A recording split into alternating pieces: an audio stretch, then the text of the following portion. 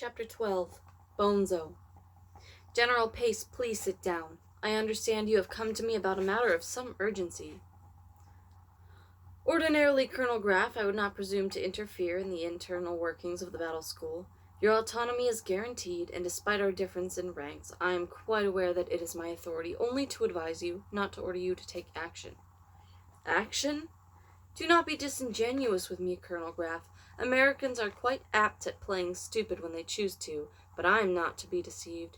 You know why I am here. Ah, I guess this means Dapp filed a report. He feels paternal toward the students here. He feels your neglect of a potentially lethal situation is more than negligence, that it borders on conspiracy to cause death or serious injury to one of the students here. This is a school for children, General Pace. Hardly a matter to bring to the chief of IF military police here for. Colonel Graff, the name of Ender Wiggin has percolated through the high command.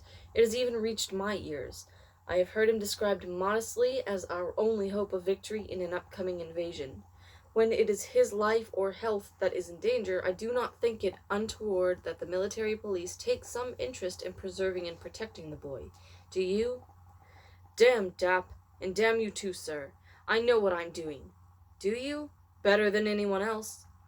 Oh, that is obvious, since no one else has the faintest idea what you're doing. You have known for 8 days that there is a conspiracy among some of the more vicious of these children to cause the beating of Ender Wiggin, if they can, and that some members of this conspiracy, notably the boy named Bonita de Madrid, commonly called Bonzo, are quite likely to exhibit no self-restraint when this punishment takes place, so that Ender Wiggin, an estimably important international resource, will be placed in serious danger of having his brains pasted on the walls of your orbiting schoolhouse. And you, fully warned of this danger, propose to do exactly nothing. You can see how this excites our puzzlement. Ender Wiggin has been in this situation before, back on Earth, the day he lost his monitor, and again when a large group of older boys. He did not come here ignorant of the past. I did not come here ignorant of the past. Ender Wiggin has provoked Bonzo Madrid beyond human endurance, and you have no military police standing by to break up disturbances. It is unconscionable. When Ender Wiggin holds our fleets in his control, when he must make the decisions that bring us victory or destruction, will there be military police to come save him if things get out of hand? I fail to see the connection. Obviously, but the connection is there. Ender Wiggin must believe that no matter what happens, no adult will ever step in to help him in any way. He must believe to the core of his soul that he can only do what he and the other children work out for themselves. If he does not believe that, then he will never reach the peak of his abilities. He will also not reach the peak of his abilities if he is dead or permanently crippled. He won't be. Why don't you simply graduate Bonzo? He's old enough. Because Ender knows that Bonzo plans to kill him. If we transfer Bonzo ahead of schedule, he'll know that we saved him. Heaven knows Bonzo isn't a good enough commander to be promoted on merit. What about the other children? Getting them to help him? We'll see what happens. That is my first, final, and only decision. God help you if you're wrong. God help us all if I'm wrong. I'll have you before the Capitol Court-Martial. I'll have your name disgraced throughout the world if you're wrong. Fair enough, but do remember, if I happen to be right, to make sure I get a few dozen medals. For what? For keeping you from meddling. Ender sat in the corner of the battle room, his arm hooked through a handhold, watching Bean practice with his squad. Yesterday they had worked on attacks without guns, disarming enemies with their feet. Ender had helped them with some techniques from gravity personal combat. Many things had to be changed, but inertia in flight was a tool that could be used against the enemy as easily in nolo as in Earth gravity. Today, though, Bean had a new toy. It was a deadline, one of the thin, almost invisible twines used during construction in space to hold two objects together. Deadlines were sometimes kilometers long. This one was just a bit longer than a wall of the battle room, and yet it looped easily, almost invisibly, around Bean's waist. He pulled it off like an article of clothing and handed one end to one of his soldiers. Hook it to a handhold and wind it a few times. Bean carried the other end across the battle room. As a tripwire it wasn't too useful, Bean decided. It was invisible enough, but one strand of twine wouldn't have much of a chance of stopping an enemy that could easily go above or below it. Then he got the idea of using it to change his direction of movement in mid-air. He fastened it around his waist, the other end still fastened to a handhold, slipped a few meters away, and launched himself straight out. The twine caught him, changed his direction abruptly, and swung him in an arc that crashed him brutally against the wall. He screamed and screamed. It took Ender a moment to realize that he wasn't screaming in pain. "Did you see how fast I went? Did you see how I changed direction?" Soon all of Dragon Army stopped work to watch Bean practice with the twine. The changes in direction were stunning, especially when you didn't know where to look for the twine. When he used the twine to wrap himself around a star, he attained speeds no one had ever seen before. It was 21:40 when Ender dismissed the evening practice. Weary, but delighted at having seen something new, his army walked through the corridors back to the barracks. Ender walked among them, not talking, but listening to their talk. They were tired, yes, a battle every day for more than 4 weeks, often in situations that tested their abilities to the utmost, but they were proud, happy, close. They had never lost, and they learned to trust each other. They trusted their fellow soldiers to fight hard and well, trusted their leaders to use them rather than to waste their efforts. Above all, trusted Ender to prepare them for anything that might happen. As they walked to the corridor, Ender noticed several older boys seemingly engaged in conversations in branching corridors and ladderways. Some were in their corridor, walking slowly in the other direction.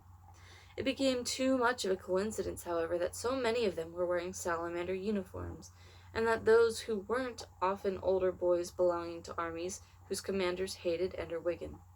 A few of them looked at him and looked away too quickly. Others were too tense, too nervous as they pretended to be relaxed. "What will I do if they attack my army here in the corridor? My boys are all young, all small, and completely untrained in gravity combat. When would they learn?" "Ho, Ender!" someone called. Ender stopped and looked back. It was Petra. "Ender, can I talk to you?" Ender saw in a moment that if he stopped and talked, his army would quickly pass him by, and he would be alone with Petra in the hallway. "Walk with me," Ender said. "It's just for a moment." Ender turned around and walked on with his army. He heard Petra running to catch up. "All right, I'll walk with you." Ender tensed when she came near. Was she one of them? One of the ones who hated him enough to hurt him? "One of your friends wanted me to warn you. There are some boys who want to kill you." "Surprise," said Ender. Some of his soldiers seemed to perk up at this. Plots against their commander were interesting news, it seemed.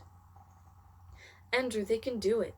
He said they've been planning it ever since you went commander. Ever since I beat Salamander Army, you mean?" "I hated you after you beat Phoenix Army too, Ender. I didn't say I blamed anybody." "It's true. He told me to take you aside today and warn you on the way from the battle room to be careful tomorrow because... Petra, if you had actually taken me aside just now, there are a dozen boys following along who could have taken me in the corridor. Can you tell me you didn't notice them?" Suddenly her face flushed. "No, I didn't. How can you think I did? Don't you know who your friends are?" She pushed her way through Dragon Army, got ahead of him, and scrambled up a ladderway to a higher deck. "Is it true?" asked Crazy Tom. "Is what true?" Ender scanned the room and shouted for 2 rough-housing boys to get into bed. "That some of the older boys want to kill you." "All talk," said Ender. But he knew that it wasn't. Petra had known something, and what he saw on the way here tonight wasn't imagination. "It may be all talk, but I hope you'll understand when I say that you've got 5 toon leaders who are going to escort you to your room tonight.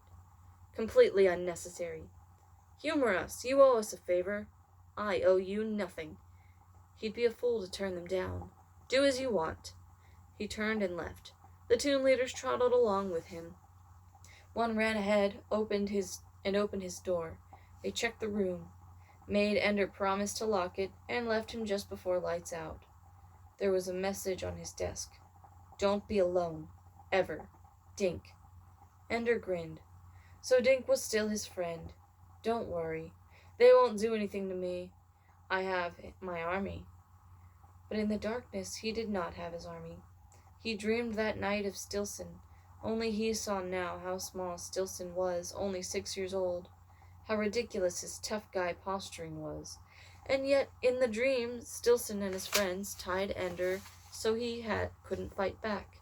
And then everything Ender had done to Stilson in life, they did to Ender in the dream. And after Ender saw himself babbling like an idiot, trying hard to give orders to his army, but all words came out as nonsense.